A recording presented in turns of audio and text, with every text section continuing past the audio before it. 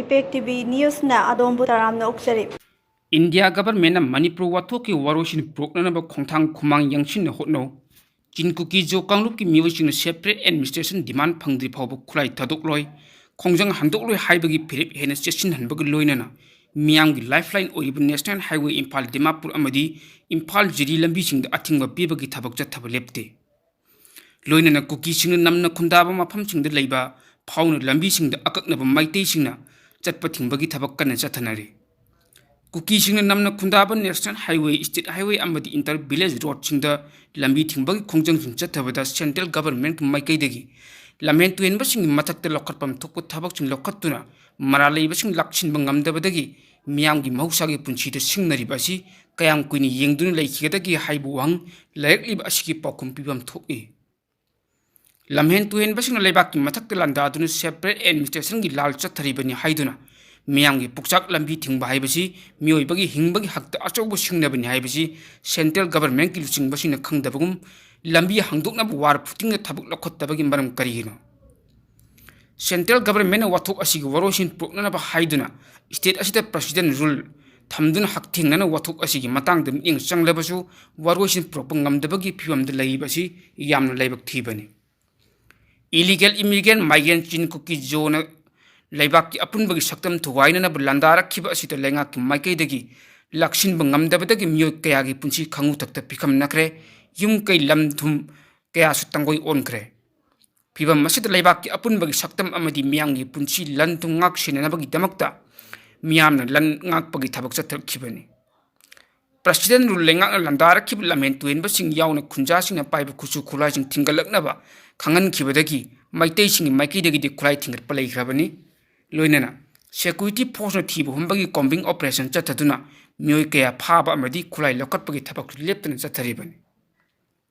Ammaromda Landara kib lamen tuen ba sing maike digi makhoi gi separate administration gi demand phangdri phawba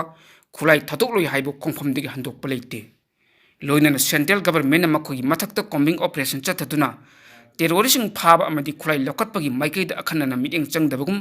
ubadagi apun bagi saktam ngakiba miyang gi mafam da pendaba khoisauna amadi jingnaba pokhalliba asi afaba khongthang natte central government ki thawong da pendabu laibagi maramdi Union Home Minister na Manipur gi apun bagi saktam kayhalloy kuki singi demand yabangam ru haibu wafam da thajaba thamliba miyam gi penana bo hotna bangam da basi yam laibak thibani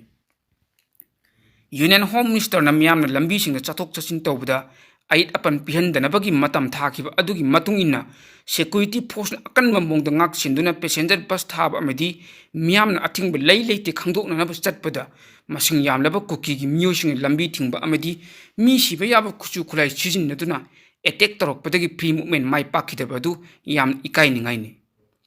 Union Home Minister gi free movement gi mayokta kuki joshina khunda mafam singda matam kakta ba total shutdown gi iroinana lambi sing thimbagi khongjang leptana chathakliba asi India government amadi Manipur gi miyamda singnabagi sang hengalakpagi khudam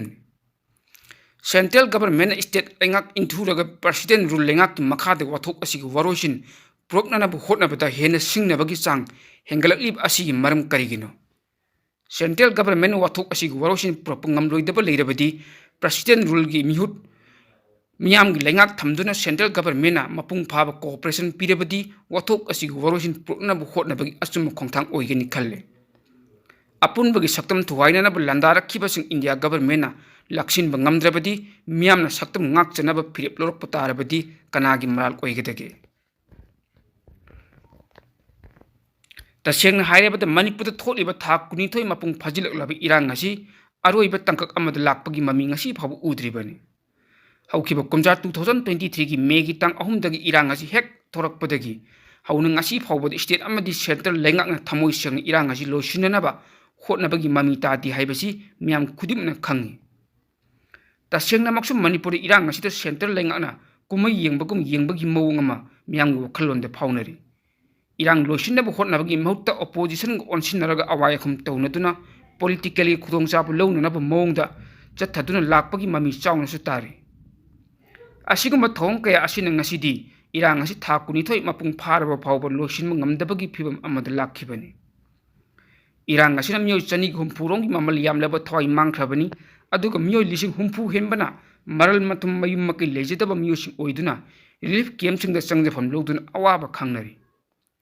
asiguma phibam de hingliba miyamgi asigi awaba lengan ubidabgum tawi relief camp da wana hingnaba lambi thiduna hona jariba miyo ke longmanini thabak suba nombada chatpada natraga hingnanaba lambi thiduna training na chingma chatpada khudong chana nabagi damak khangna chana bagi yumda matam khara leiba natraga langphai de leiringai matamda makhoi maming camp ki list gi kaktat lobagi wathok su leihire masida natana hojik su national highway power ga maite sing lekha lambi de mapan state sing chappi yadana leiri masi yahanna ba lengang na thabak lokhot luba matamda irang thoktuna misi mina pho yawkraban araiba security thajinduna miyam laksinabu hotna hib leikhere Manipur the president rule lakhiba maram oirega state asigi chenba chai 2025-26 budget ki state assembly da puthokpu yadabadagi parliament da union finance minister na puthokre budget adu khanrakpa matamda congress ki lok sabha ki mp Gaurav Gogoi na phongtokhi wafam lengak ta mitna kong oin ngai ni hainingi Manipur da tholi bi irang asi nongmai sisinraga natraga na police na patrolling chatlaga ingtapa phibam da hajilhan bangam loi madugi mahuta center da lengak pai bulu chingbasingna Manipur da chatlu miyam ga uno miyam gi awanungai khangdoklaga lokhatpam thokpa thabuk lokhatpa matamda soidana Manipur da ingtapa hanjilakani haibisini hojik phawbagi oina Manipur da thoklibi irang asigi warosin proknana ba haiduna muknariba nakal anigi musing punchillaga una hannaba center lengana khongthang lokhalak udri mamang da maite emile kharaga kuki emile kharaga Delhi da una hannaba singkhiba adusu mai papangam khidabani hojik muknariba phurupsingi mihut oiriba amadi madugi manungda center da lengak pairiba BJP gi emile kaya manungsu yauribani center na karigidamota kuki emile taragi marakta yauriba BJP gi emile sing asibu themjinba natraga irang asi losinanabu hotnabada mating panghandabano madugi mahuta kuki BJP emile kharana ngahak leitan state asibu thukainanabu wangang kaya ngangduna khoi mahumda chaina thinbagi mawongda chathadun leiriba asi phajinbam thokpani makoigumba MLA khara asina maram oiraga miyang asawba henhanduna thoklibi irang asi hena chawthoraknaba maram oirakpasu yai hui ngawrabadi huibu thiri haibagum adugumba MLA sing adu karamba party gi MLA no haina miyamna soidana thinrakani matam adu de MLA sing aduna yawriba party adu da miyamna taina loi haningai leite maram masina matam leiringa de center lengakna Manipur da thoklibi irang asi matam thin thadringai da athuba matamda warosin ama lakhananabagi tamakta wakal thataraga thabuk tawbagi tangai phadaba tanja adu lakli haijani Manipuri apunbagi saktam kaibi yabagi akiba lereklaba lebak miyamna awaba punchi amada lenduna masagi maramdam phawbada maning tamna chathok chasin tawbu ngamdana lereklaba matam asida miyamgi mahut oiriba MLA sina maribak Manipur kannanaba Manipur da tholiba lalasi losinanabu lafam thokpa thaudang adu loduna uchi makunda changbagum tumina leiribasi karigino haibu hangama lakle Manipur da miyamgi lengak leiringai matamda miyamgi mihut oiriba MLA sing Manipur kannanaba adu tawgani ada tawgani haiduna miyam tinba function kaya da wangangiba miyamna ngasi phawbu kaunadri adu haidokhi wafam sing adu thabak oina pangthoknanabu hotnadana tumina leisin bhaibasi maraibak amadi miyam nusidaba mitambani hairoidabagi maram leite miyamgi lengak leiringai matamdadi aikhoi miyamgi mihutni MLA ni haiduna mukhaiduna aikhoi mangaire haiduna nungaiba punsi maril amada lenkhiba ngaktani